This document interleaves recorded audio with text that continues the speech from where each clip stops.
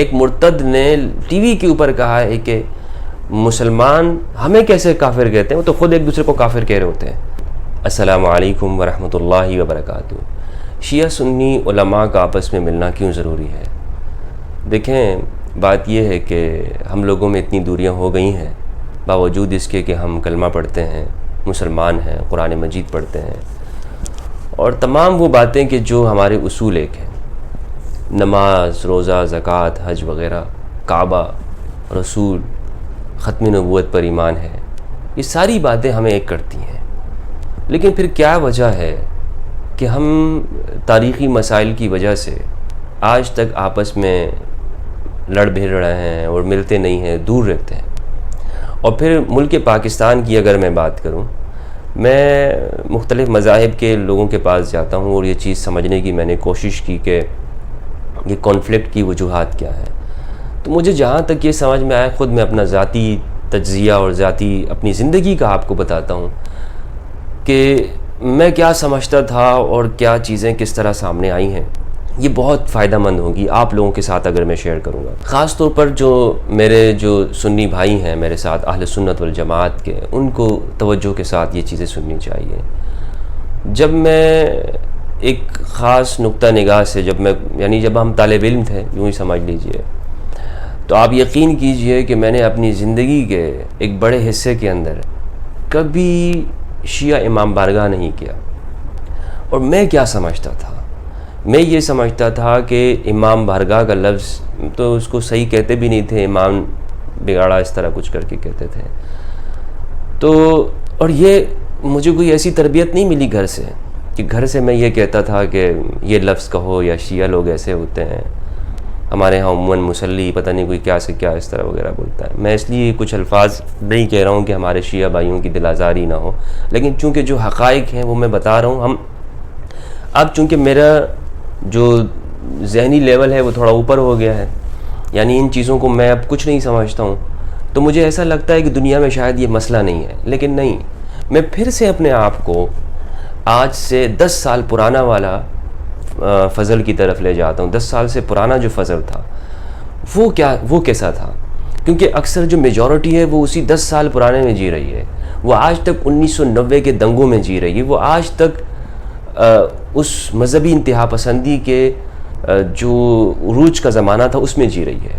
جب میری پیدائش ہوئی تو 1990 کی تھی، تو اس کے بعد کا کیا زمانہ تھا؟ جگہ جگہ گھر گھر آپ دیکھ لیں تو ایک عجیب سی ایک ماحول تھی، ایک کیفیت تھی۔ ہم ہر دیوار پہ پڑے ہوئے دیکھتے تھے، لکھا ہوا ہوتا تھا خمینی کافر، شیعہ کافر، جو نہ مانے وہ بھی کافر۔ گلی گلی میں کوچوں میں یہ صدائیں لگتی تھیں، کیسٹیں جہاد کی چلتی تھیں، چندے باکس رکھے ہوئے ہوتے تھے۔ تو ایسے معاشرے کے اندر ہماری آنکھ کھلی ہے، تو دوست یار گلی میں، مطلب ایسا ایک اپنے آپ کو ہم سمجھتے تھے کہ یہ ان لوگوں کو سمجھتے تھے کہ یہ کچھ کٹے ہوئے لوگ ہیں، یہ پتہ نہیں کوئی انسان بھی ہیں کہ جانور ہیں وغیرہ۔ تو میں آپ کو بتاؤں کہ امام بارگاہ کا میں نے کبھی زندگی میں دورہ نہیں کیا تھا، تو آج سے پہلے کی بات بتا رہا ہوں۔ اور میں یہ سمجھتا تھا کہ شاید یہاں پر کوئی امام بیٹھے ہوتے ہیں اور پتہ نہیں یہ ان کی کوئی پوجا ووجا کرتے ہیں، پتہ نہیں کیا ہوتا ہے ان کا۔ بہرحال مسجد کا کانسیپٹ نہیں ہوتا تھا کہ ان کی ہم مسجد بھی ہوتی ہے، نماز بھی پڑھتے ہیں وغیرہ۔ یہ بھی ہمارے دماغ میں آ گئی تھی بات کہ ان کے قرآن الگ ہے، ان کی اذان الگ ہے، ان کے پاس جو ہے نا تصورات سارے کے سارے الگ ہیں۔ تو بعد میں جب ملاقاتیں شروع ہوئیں تو آپ معلوم ہوا کہ ان میں اتنے اچھے لوگ ہیں، اور یہ اچھے ان کے عقیدے جو اصول ہیں وہ ہمارے ہی جیسے ہی ہیں، جو میں نے آپ کو بتایا، کلمہ طیبہ، توحید، رسالت، عدل، اور نماز، روزہ، زکوٰۃ، حج وغیرہ جتنی بھی فروع کی جو بھی ہیں عبادات، وہ ملتے جلتے ہیں۔ اور ایمان مفصل، ایمان مجمل آپ لے لیں تو بھائی پھر ملاقاتوں میں اور چیزیں واضح ہوتی گئیں کہ ان کے علماء کتنے ملنسار ہیں، کتنے بہترین ہوتے ہیں، قرآن مجید کتنا اچھا پڑھتے ہیں۔ ہم یہ بھی سنتے تھے کہ ان میں کوئی حافظ قرآن نہیں ہوتا، ہم حافظ قرآن سے بھی ملے۔ اب کرنا کیا ہے؟ یہ تو وہ ساری باتیں تھیں کہ جو میں سمجھتا ہوں کہ جیسا میں تھا اور معاشرے میں اور بھی لوگ ہوں گے۔ اب جو اور لوگ ایسے ہیں، جیسے میں کوئی فیس بک پہ پوسٹ ڈالتا ہوں کسی شیعہ عالم دین کے ساتھ، تو میں کیوں مل رہا ہوں؟ کیا مجھے کوئی ایران سے جو ہے میں کوئی ایرانی ایجنٹ ہوں یا میں کوئی شیعہ ہوں. نہیں, کیوں ایسا کر رہا ہوں بھائی؟ مجھ سے پوچھیں نا. آپ اگر مجھ سے نہیں پوچھیں گے تو آپ اپنے دماغ میں وہی بات ہوگی کہ جو آج سے 10 سال پہلے والے فضل کے دماغ میں تھی. میں اس لیے مل رہا ہوں کہ جو غلط فہمی میری دور ہوئی میں چاہتا ہوں اور لوگوں کی بھی دور ہو جائے. اب لازمی بات ہے کہ چونکہ وہ یہ سمجھتے ہوں گے یہ ایجنٹ ہے تو وہ شاید میری بات پہ اعتبار نہیں کرتے ہوں گے, اس لیے میں یہ ویڈیو بنا رہا ہوں. آپ میری بات پہ یقین نہ کیجیے.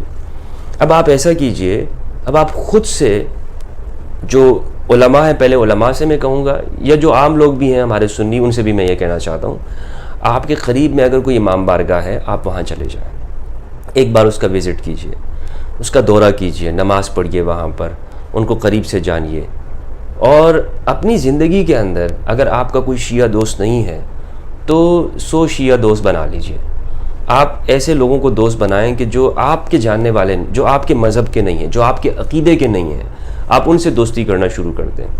آپ شیعوں سے دوستی کریں. اب آپ کہیں گے کہ جی شیعہ تو دوست نہیں بنائے جا سکتے. میں آپ سے کہہ رہا ہوں اگر آپ چاہتے ہیں کہ غلط فہمیاں دور ہوں تو آپ کو یہ کرنا ہوگا. آپ ان کے علماء کے پاس جائیں, آپ اپنے سوال لکھیں کہ جی میرے یہ سوال ہیں, میں نے یہ سنا ہے, مجھے لوگوں نے اس طرح کہا ہے. آپ ان کے علماء کے پاس جائیں, وہاں اپنے سوال لے کے جائیں, سوال ڈائریکٹ کریں. آپ کا حق ہے, آپ نے سنا ہے اگر کہ شیعہ اس قرآن کو نہیں مانتے ہیں تو جائیے ان سے پوچھیے کہ بھائی ان کے پاس قرآن مجید لے کے جائیے کہ آپ اس قرآن کو مانتے ہیں یا نہیں مانتے. ان سے پوچھیں نا. امامت کے بارے میں آپ کا کیا عقیدہ ہے, شیعوں سے پوچھیں نا. آپ کسی سنی سے پوچھیں گے, اس نے تو وہی بتائے گا کہ جو ان کے پاس خود لکھا ہوا ہے. میں نے ایک فرقے کے زمانہ طالب علمی میں ایک فرقے کے خلاف کتاب لکھی تھی, اور آپ یقین کریں میں نے خود اس فرقے کی کتابوں کو جا کے نہیں پڑھا تھا, بلکہ خود سے جو ہمارے علماء نے لکھی ہوئی تھی ان کے خلاف اسی میں سے کاٹ کے میں نے لکھ دی تھی. مجھے بولنے میں کوئی شرم, کوئی عار نہیں ہے. بعد میں کرنا ایسے ہوا کہ وہ نہیں چھپی. اچھا ہوا کہ نہیں چھپی ہے وہ, اس سے اور ہی فتنہ اور فتنے میں اضافہ ہوتا. تو اب سمجھ آ رہی ہے کہ واقعی اس میں فتنے میں اضافہ ہوتا, کوئی اچھا کام نہ ہوتا ہو. تو شیعہ سنی علماء کا ملنا اس لیے ضروری ہے کہ غلط فہمیاں دور ہوں گی, اور وہ سنی حضرات جو ابھی تک کسی شیعہ عالم سے نہیں ملے ہیں انہیں ملنا چاہیے.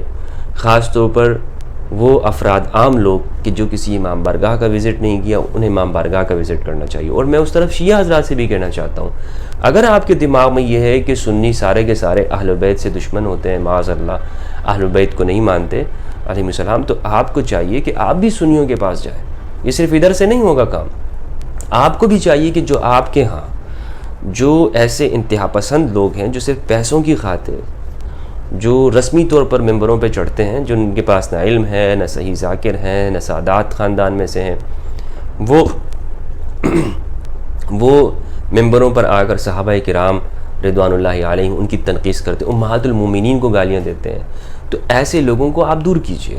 جب آپ ایسے لوگوں کو دور کریں گے آپ کہہ دیں گے, اور مجھے معلوم ہے کہ آپ کے جو مراجع ہیں, مجھے تو معلوم ہے لیکن عام لوگوں کو شاید پتہ نہ ہو, ہمارے سنی احباب کو, کہ آپ کے مراجع سے یہ فتویٰ ہے کہ امہات المومنین خصوصاً حضرت عائشہ صدیقہ رضی اللہ تعالیٰ عنہا کی توہین کرنا حرام ہے. اور سید علی سیستانی کا فتویٰ ہے یہ, اور ان کا قول بھی یہ ہے کہ لا تقولوا لاخواننا لا تقولوا لاہل سنت اخواننا بل قولوا انفسنا, کہ اہل سنت کو یہ مت کہو کہ یہ ہمارے بھائی ہیں, بلکہ کہو کہ انفسنا, یہ ہم جیسے ہی ہیں, ہمارے ہی ہیں. اور مجھے اس موقع کے اوپر امام علی کرم اللہ وجہ الکریم علیہ السلام کا یہ فرمان بھی یاد آ جاتا ہے نہج البلاغہ کا. امام علی نے فرمایا الناس صنفان, لوگ دو قسم کے ہیں, اما اخ لک فی الدین, یا تو وہ دین میں تمہارا بھائی ہوگا, او نذیر لک فی الخلق, یا وہ مخلوق ہونے میں تم جیسا ہے. یا تو دین میں تمہارا بھائی ہے, یا وہ مخلوق ہونے میں کہ وہ بھی تم جیسا انسان ہی ہے. تو کسی کو الگ مت سمجھیں, شیعہ سنی کوئی بھی ہو آپ الگ مت سمجھیں.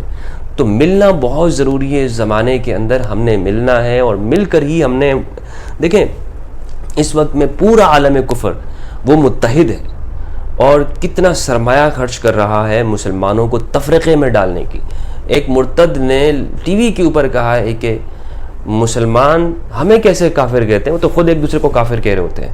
تو یہ ہمارے لیے کتنی بڑی سوچنے کی بات ہے کہ ہم اگر اسلام کی بات کرتے ہیں اور ہم یہ کہتے ہیں کہ دین اسلام وہ اس نے عرب کے بدھوؤں کو اور عرب کے لوگوں کو آپس میں ایک کر دیا، باوجود اس کے کہ وہ آپس میں دشمن تھے اور ان کے دلوں کو ملا دیا، تو ایک کلمہ پڑھنے والوں کو اسلام کیسے متحد نہیں کرے گا؟ لہٰذا ہمیں اس پہ غور کرنا چاہیے، اور میں امید کرتا ہوں انشاءاللہ ہمارے جو علماء ہیں، جو سنجیدہ حضرات ہیں، وہ اس پہ ضرور غور فرمائیں گے تاکہ عالم اسلام کا اتحاد ہو اور ملک عزیز، وطن عزیز پاکستان امن کی طرف آگے بڑھتا جائے اور دنیا میں ترقی کرتا جائے۔ السلام علیکم ورحمۃ اللہ وبرکاتہ۔